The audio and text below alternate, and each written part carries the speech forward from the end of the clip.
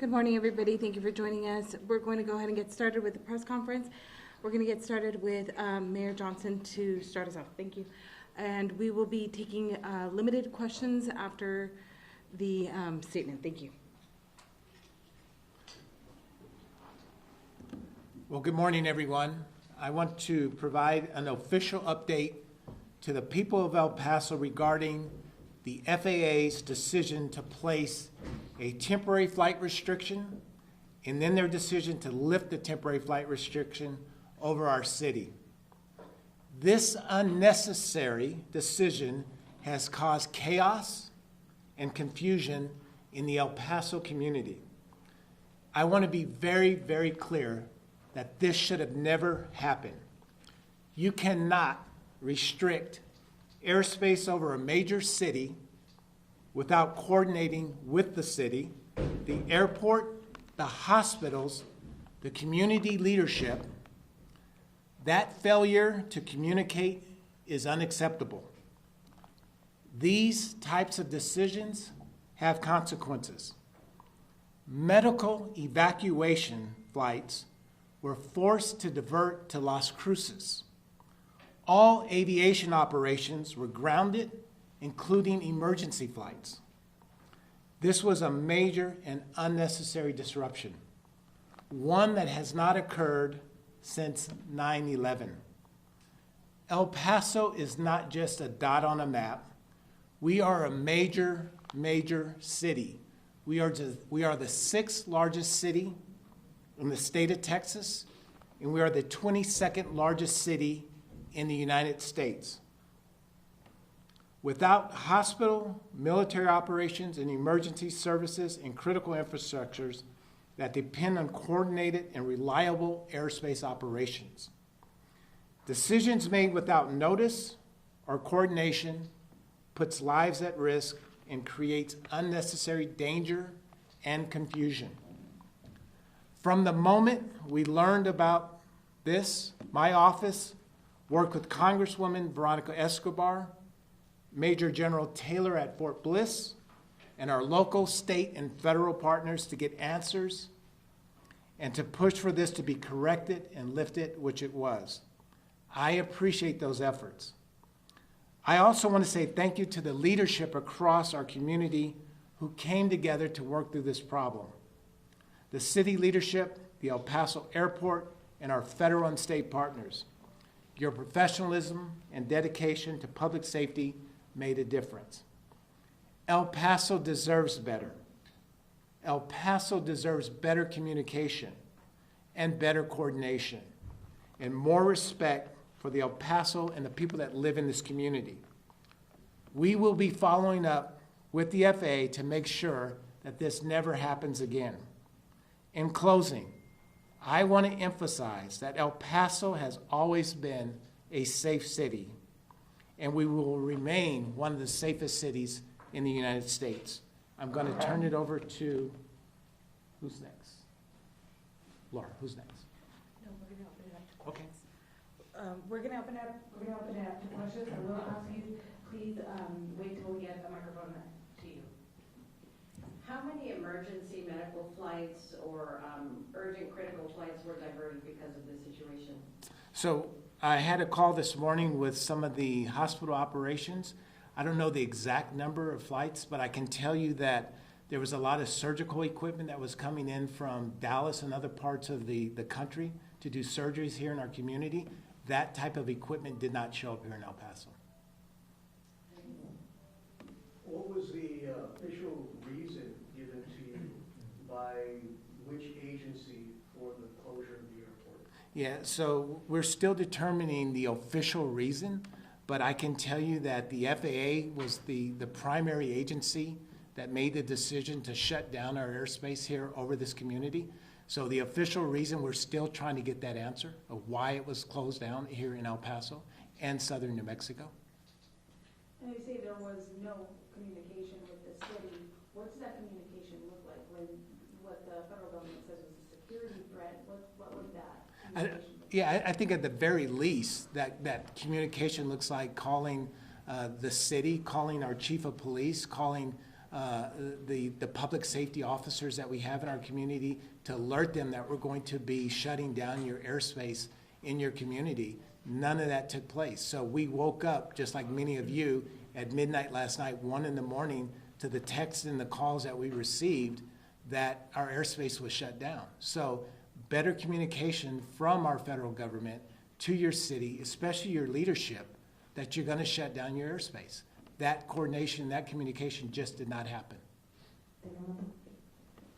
You were talking about not letting FAA do this again in any near future or anything without communication. Is there anything that, I don't want to say they can face, but that El Paso is doing for them to know that they can't just like close the aerospace? Well, I think, certainly that we've got to look into this more and find out what happened, what caused this to occur. This is certainly something that the FAA needs to look at themselves and figure out what did they do and how can they improve to make this better. Because you just cannot, again, we're a major city. El Paso's a large city. You cannot just shut down a city. There was people coming to El Paso. Our airport was in chaos. Our community was scared. All because someone decided to shut down our airspace. You just cannot do that. And they lifted it real quick. So we've got to figure out what the root cause of that problem was. What kind of financial implications could this have had for the city, for the airport, for travel in general, being potentially shut down for 10 days? And do you know what kind of an impact it had in the hours that it was shut down? Yeah, I'm sure it's significant. I'm sure that number is large, and it's one of them numbers you may not ever be able to quantify. You look at the travelers that were stuck at our El Paso International Airport. They had to spend money, those that could get a rent-a-car, to get out of El Paso. So that cost them money. You look at some of the business deals that were going to take place today here in our community, that just may not happen. So we don't know the complete impact. I've had friends that have texted from Dallas, Texas, that were trying to get rent-a-cars to get back here to our community. I don't know what that number is, but I can tell you it's going to be large.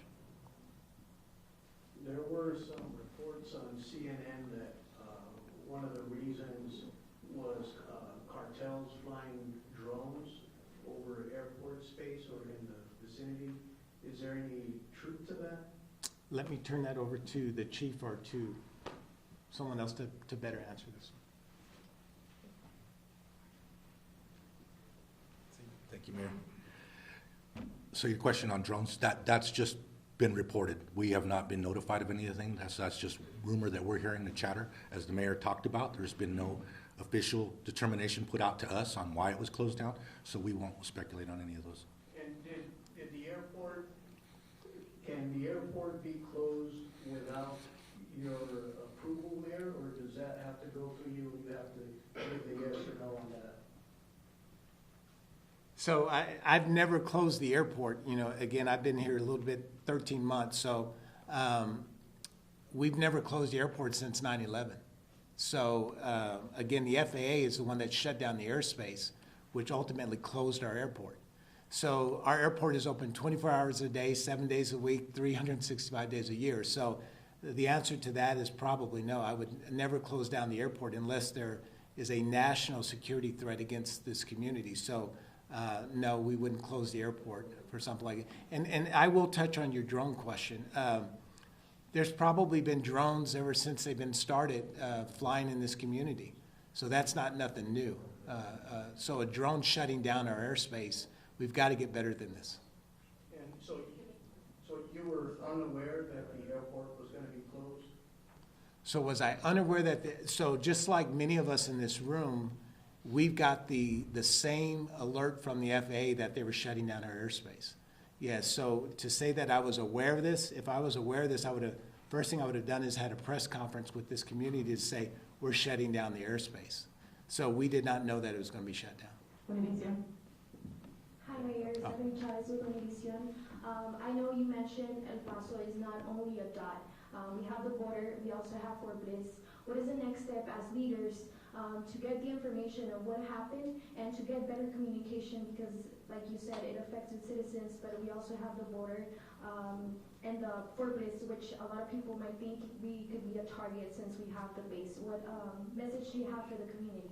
Yeah, so we're going to continue to reach out to our state and federal partners. We'll continue to reach out to the Congresswoman's office to make sure that we have information on what happened. I want to thank our Fort Bliss partners too. I was on the phone not only with our Congresswoman, but with Major General Taylor this morning. And we will make sure that we continue to communicate. And that's what the leadership did in this community. We came together to figure out what was going on. Like many of you in this room, we learned about it the same way. It was something where they shut down our airspace. So we did not know that until we were playing defense at that point. So once we figured out what was going on, the leadership came together to communicate, and we'll continue to do that. Two more questions? Do you think there will be a true answer as to why this happened? I hope so. I'll repeat the question. Do you think that there will be a true, honest answer about why the government chose to shut down the airport? I sure hope so, and I can tell you El Paso deserves better. We deserve to know why our airport was shut down. It's unacceptable. So I hope we get that answer. Last question, Katie. And do you feel that El Paso has just been overlooked by the federal government? Do you think it's because that we are a border community that you weren't notified, that they just shut down the airspace? Yeah, I don't know that for fact, but I can tell you that, whatever information they had that shut down our airspace is something that should have been shared with this leadership. That is the piece of information we don't have. And once we get that, we can let the citizens know why they shut it down. So just like many of you, there's a lot of unanswered questions that we just don't have. I also want to thank the media that's in this room. A lot of you were at the airport. A lot of you were working hours this morning and working with the guests that were stuck in our community. And thank you for what you did.